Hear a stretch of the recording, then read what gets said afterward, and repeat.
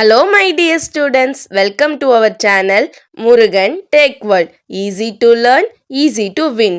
வீடியோல நம்ம என்ன பார்க்க போறோம் அப்படின்னா ஆப்ரேட்டிங் சிஸ்டம் சப்ஜெக்ட்டோட unit wise important question with ஆன்சர்ஸோட லெக்சர் வீடியோ சீரிஸ் தான் பார்த்துட்டு இருக்கோம். ப்ரீவியஸ் செஷன் வீடியோஸ்லாம் பார்க்காம இருந்தீங்கன்னா டிஸ்கிரிப்ஷன்ல பிளேலிஸ்டோட லிங்க் கொடுக்குறேன், செக் பண்ணி பாருங்க. இந்த வீடியோல நம்ம பார்க்க போற நெக்ஸ்ட் ஷெட்யூலிங் அல்காரிதம் CPU ஷெட்யூலிங்ல பாத்தீங்கன்னா ப்ரியாரிட்டி ஷெட்யூலிங் தான் பார்க்க போறோம். ஓகேவா? Already FCFS first come first served பார்த்தோம், ஷார்ட்டஸ்ட் ஜாப் ஷெட்யூலிங் பார்த்தோம். ரெண்டுமே ஈஸியான ஒன். இப்போ அதுல இருந்து அடுத்த ஸ்டெப் வரது தான் இந்த ப்ரியாரிட்டி ஷெட்யூலிங் அப்படின்றது. ப்ரியாரிட்டி அப்படினாலே என்னது? முக்கியத்துவம். யாருக்கு ஃபர்ஸ்ட் இம்பார்ட்டன்ஸ் கொடுத்து நம்ம ஒரு விஷயத்தை செய்ய வைக்கிறோமோ அதுதான் ப்ரியாரிட்டி அப்படின்னு சொல்லுவோம். ஸோ ஷெட்யூலிங்ல ப்ரியாரிட்டி ஷெட்யூலிங் வந்து SJF அல்காரிதம்ல ஒரு ஸ்பெஷல் கேஸா இருக்கு. ஓகேவா? So priority is associated with each process which is an இண்டீஜரை பேஸ் பண்ணி தான், அதாவது யாருக்கு முன்னாடி ஒரு நம்பர் கொடுக்குறாங்க, ஃபர்ஸ்ட் ப்ரியாரிட்டி யாருக்கு இருக்கு, செகண்ட் ப்ரியாரிட்டி யாருக்கு இருக்குன்னு பார்த்து ஒவ்வொன்றையும் நான் ப்ராசஸ் பண்ண போறேன். ஸோ ப்ராசஸ் எப்படி ஷெட்யூல் பண்ணுவேன்? ஹையர் ப்ரியாரிட்டி யூஸ் பண்ணி ஷெட்யூல் பண்ணுவேன். இஃப் சப் கேஸ் ஈக்குவல் ப்ரியாரிட்டியா இருந்துச்சுன்னா ப்ராசஸ்க்கு FCFS ஆர்டர் வைஸ் நான் இது பண்ணிக்குவேன். யார் வந்து முதல் ப்ராசஸ்ல இருக்காங்களோ அவங்கள நான் ரன் பண்ணிக்குவேன். ஓகேவா? இதுல ரெண்டு டைப் ஆஃப் ப்ராப்ளம் இருக்கு, ஒன்னு ப்ரீஎம்ப்டிவ், இன்னொன்னு நான் ப்ரீஎம்ப்டிவ். ஓகேவா? ரெண்டு டைப்ல நமக்கு கேட்கலாம். ப்ரீஎம்ப்டிவ் அப்படின்னா ஒரே நேரத்துல அட் அ டைம்ல எனக்கு நிறைய ப்ராசஸ் அலோவ் பண்ணுச்சுன்னா அது ப்ரீஎம்ப்டிவ். ஓகேவா?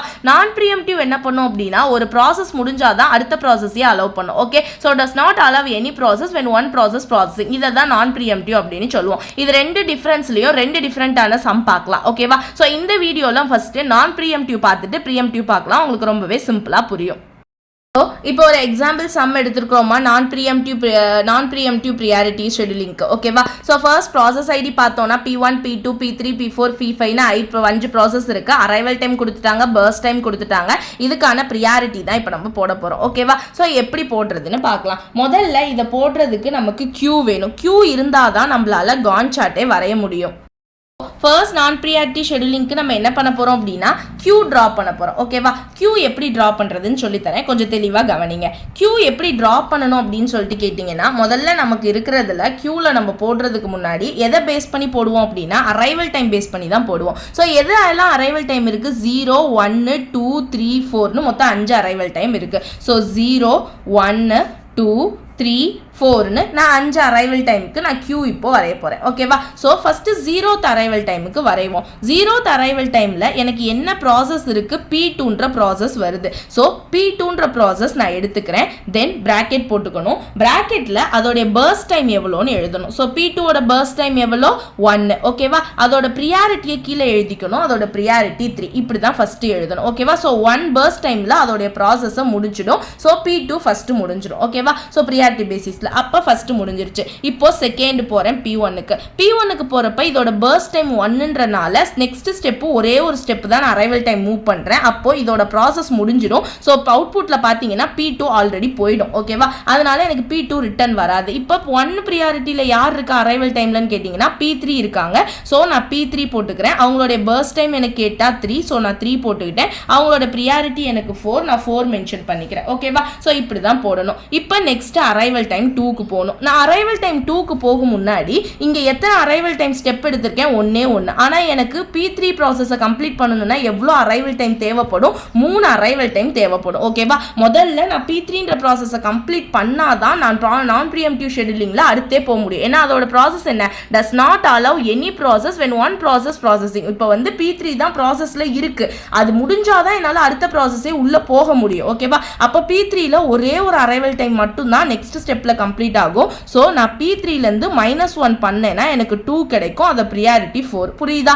3ன்ற பர்ஸ்ட் டைம்ல இருந்து ஒன்னே ஒன்று 2க்கு மூவ் ஆயிருக்கனால மைனஸ் பண்ணிட்டு நான் 2 போட்டுட்டேன். ஸோ இதே தான் இங்க ப்ராசஸ் ஆகிட்டு இருக்கு கியூல. வேற யாருக்கும் இடம் கிடையாது. முதல்ல P3 எப்ப கம்ப்ளீட் ஆகுதோ அப்பதான் அடுத்த ப்ராசஸ்க்கு இடம். மற்றவங்க எல்லாம் கியூல தான் வெயிட் பண்ணுவாங்க. இப்போ ஆக்சுவல் அரைவல் டைம் 2ல யார் இருக்காங்களோ அவங்க கியூல வெயிட் பண்ணுவாங்க. யார் இருக்கா?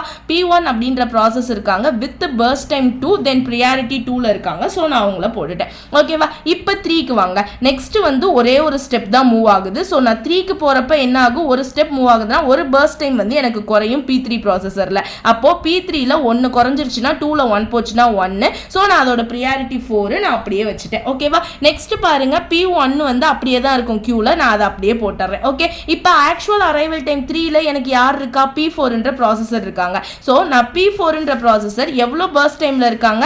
5ன்ற பர்ஸ்ட் டைம்ல 1 ப்ரியாரிட்டியில இருக்காங்க. இருக்காங்க. ஸோ நான் அவங்கள எடுத்து என்ன பண்ணிடுறேன், கியூவில் போட்டுறேன். ஓகேவா? இப்போ next 4 arrival time 4. Arrival time 4 போகிறப்ப எனக்கு ஒரே ஒரு அரைவல் டைம் தான் எக்ஸ்ட்ரா வருது. அப்போ இந்த இதில் வந்து P3ல மிச்சம் இருக்க ஒரு பர்ஸ்ட் டைமும் காலி ஆகிடும். அப்போ அவுட்புட்டில் P3 நெக்ஸ்ட் ஸ்டெப்பாக போயிடும். ஃபர்ஸ்ட் P1 போச்சு, அடுத்து P3 போயிடுச்சு. ஸோ P3 வந்து மொத்தமாக போயிடுச்சுன்னா எனக்கு யார் இருப்பா மிச்சம், P1ல 2 இருப்பாங்க. ஓகேவா? அவங்க அப்படியே இருப்பாங்க. அடுத்து பார்த்தீங்க அப்படின்னா P4ல 5ன்ற பர்ஸ்ட் டைமில் ஃபர்ஸ்ட் ப்ரியாரிட்டியில் இருப்பாங்க. ஆக்சுவலாக இந்த P4 அந்த 4th அரைவல் டைமில் யார் இருக்கா, P5 இருக்காங்க.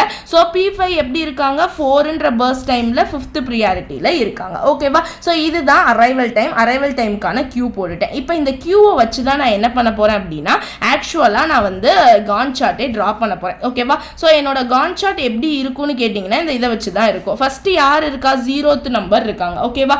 0th யாரோட ப்ராசஸ் கம்ப்ளீட் ஆச்சு, P2ன்றவங்க கம்ப்ளீட் பண்ணாங்க. எப்போ கம்ப்ளீட் பண்ணாங்க அப்படின்னா அவங்களுடைய பர்ஸ்ட் டைம் வந்து 1லே கம்ப்ளீட் பண்ணிட்டாங்க. ஸோ நான் 1லே P2வை கம்ப்ளீட் பண்ணிட்டாங்க. ஓகேவா? நெக்ஸ்ட் பாரு, கியூவில் ஆக்சுவலாக யார் இருந்தா, P3 இருந்தாங்க. P3 வந்து அவங்களுடைய பர்ஸ்ட் டைம் எப்போ கம்ப்ளீட் பண்ணுவாங்க அப்படின்னா 1ல் ஆரம்பிப்பாங்க. ஓகேவா? 1 ப்ளஸ் அவங்களுடைய பர்ஸ்ட் டைம் P3க்கு என்னது 3. ஸோ 1 + 3 எனக்கு 4. 4th பொசிஷனில் தான் அவங்க கம்ப்ளீட் பண்ணுவாங்க. ஓகே, அடுத்து யார் கியூவில் வருவா, P1 வருவாங்க. ஸோ P1 ப்ராசஸ் தான் நடக்கும். ஓகே, P1 வந்து எப்படி கம்ப்ளீட் ஆகும், 4ல் ஸ்டார்ட் ஆகும் முடிஞ்சதுலேருந்து. தென் P1 உடைய பர்ஸ்ட் டைம் பார்த்தீங்கன்னா 2. ஸோ 4 + 2 6. அவங்க 6ல் கம்ப்ளீட் பண்ணுவாங்க. சாரி, இந்த இடத்துல பாருங்களேன், உங்களுக்கு P4 தான் ஃபஸ்ட்டு வருவாங்க. ஓகேவா? ஏன்னா வந்து லாஸ்ட்டில் எப்போ இந்த ஷெடியூலிங் ஃபஸ்ட்டு ப்ரியாரிட்டி முடிஞ்சிருச்சோ அடுத்து இந்த ப்ரியாரிட்டி பேசிஸில் தான் நம்ம பார்க்கணும். ஓகேவா? ஃபஸ்ட்டு ப்ரியாரிட்டி யாருக்கு இருக்குது, P4க்கு இருக்குது. அப்போ P4 தான் ஃபஸ்ட்டு ரன் ஆவாங்க. அவங்களோட பர்ஸ்ட் டைம் P4ல் பார்த்தீங்க அப்படின்னா 5. அப்போ 4 + 5 நமக்கு என்ன வரும், 9 வரும். அப்போ டோட்டலாக 9th பொசிஷனில் P4 வந்து கம்ப்ளீட் ஆகும். ஓகேவா? அடுத்த ப்ரியாரிட்டியில் யார் இருக்கா, P1 இருக்காங்க. நெக்ஸ்ட் P1 வந்து கம்ப்ளீட் பண்ணுவாங்க.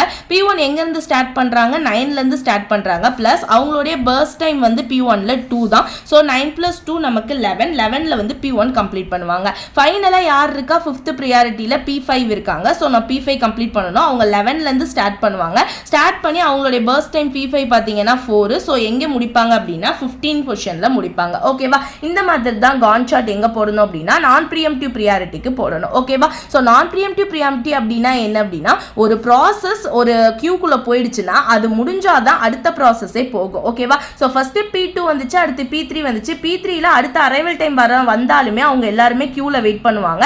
ஸோ எப்போ அந்த ப்ராசஸ் முடியுதோ அடுத்த ப்ராசஸ்ல இருந்து தான் நம்ம ப்ரியாரிட்டி பேசிஸில் போகணும். ஓகேவா? சேம் அரைவல் டைமாக இருந்துச்சுன்னா எப்படி மாறுதுன்றது தான் நம்ம இங்கே பார்க்குறோம். எப்படி இருக்கணும் அப்படின்றதையும் பார்த்துட்டோம். ஸோ ப்ரீஎம்டிவ் அப்படின்றப்ப இந்த மாதிரி தான் சிம்பிளாக போடணும். ஸோ கான் சார்ட் முடிஞ்சிருச்சு. கான் சார்ட் முடிஞ்சிட்டாலே நம்ம என்ன போயிடலாம், எப்பவும் போல பாக்ஸுக்கு போயிடலாம். பாக்ஸில் என்ன இருக்கும், ப்ராசஸ் ஐடி இருக்கும், அரைவல் டைம் இருக்கும், பர்ஸ்ட் டைம் இருக்கும், completion time, turn around time, waiting time.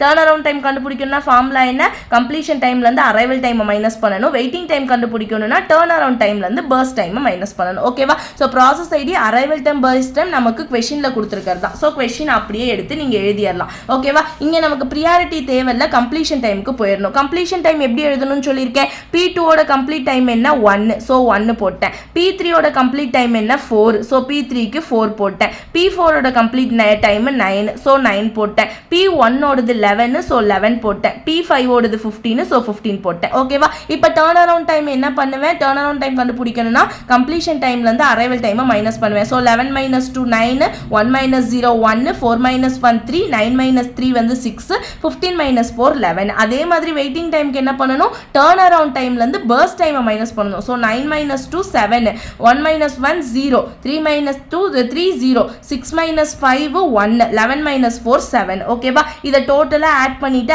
Average டைமுக்கு என்ன பண்ணணும், டர்ன் அரவுண்ட் ஆவரேஜும் வெயிட்டிங்கும் மொத்தத்தையும் ஆட் பண்ணி டிவைடட் பை 5 போட்டிங்க அப்படின்னா 3 மில்லி செகண்டும், average turn around time 6 milli செகண்டும் கிடைக்கும். ஓகேவா? ரொம்ப ரொம்ப சிம்பிள்மா ப்ரியாரிட்டி பேசிஸில் முதல்ல நான் ப்ரீஎம்டிவ் ஃபங்க்ஷன் பார்க்குறது. ஓகேவா? நெக்ஸ்ட் வீடியோவில் ப்ரீஎம்டிவ் ஃபங்க்ஷனுக்கான எக்ஸாம்பிள் சம் பார்க்கலாம். Stay tune. மறக்காம முருகன் டெக் வேர்ல்ட் சேனலை சப்ஸ்கிரைப் பண்ணிக்கோங்க. பக்கத்தில் இருக்க பெல் ஐக்கானை கிளிக் பண்ணிக்கோங்க. அப்போ தான் நான் போடுற வீடியோஸ் உடனே நோட்டிஃபிகேஷனாக உங்கள் மொபைலுக்கு வரும். தேங்க்யூ.